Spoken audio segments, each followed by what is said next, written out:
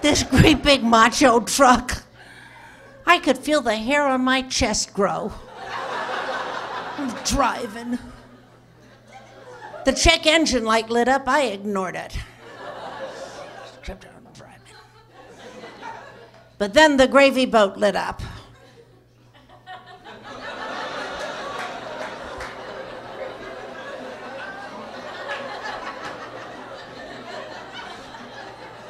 I just heard somebody yell, oil lamp. Oil lamp!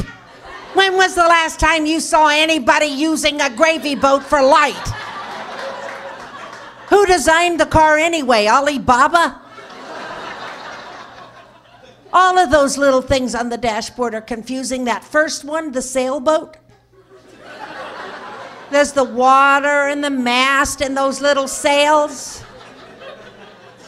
What do you do if that lights up? Call the Coast Guard? The gas tank one, I got that. But there's the gravy boat with that little bit of gravy dripping off its lip. And 2 speedometers, on one of which I'm going 400 miles an hour. Well, I happen to know that gravy boat means danger, so I pulled off the freeway into a gas station, self-service. Nobody there but me and the guy in the convenience store. He's not coming out, is he? My truck could burst into flames. He wouldn't come out. I could have been stark naked. Oh, well, nobody'd come out. So never mind that. I decided to check the engine. I opened up the lid of the truck and it was there. I was really glad because I used to drive a Volkswagen and it wasn't there. So then I decided I'll check the oil. I pulled out the dipstick thing, I wiped it off. I couldn't find where I'd gotten it. I am not kidding, the hole had healed.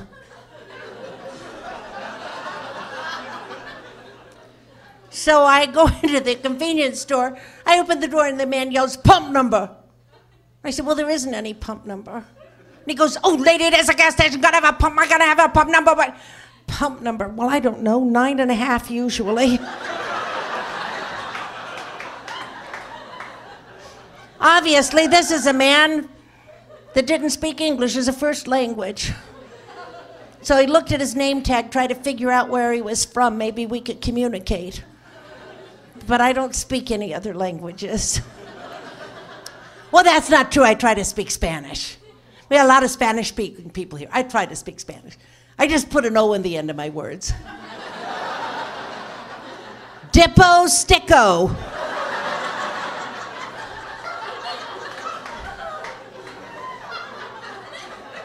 I looked at this man's name tag. This is a man that needed to buy a vowel.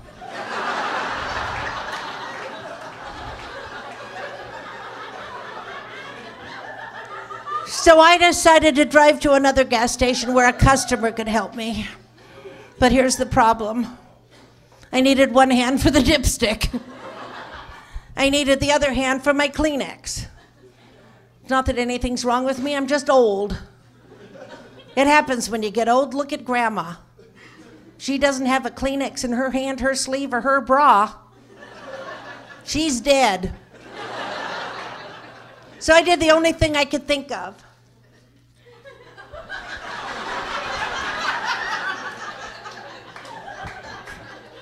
You'll do it.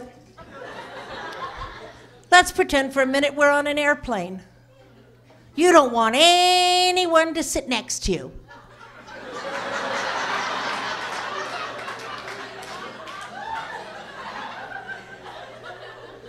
Before I learned this trick, I was sitting on a plane next to a woman that would not shut up. We'd been in the air 5 minutes. I'd seen her hysterectomy scar. She turned to me and she said, "What do you do?" And I said, "Well, I'm an entertainer." She goes, "Are you a singer?" And I said, "No, I'm a stripper."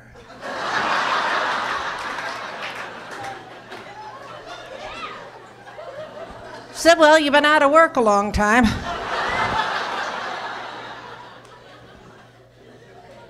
I'm driving like this. I got pulled over for drunk driving. Drunk driving. The policeman said, get out of the truck. I said, stick this somewhere.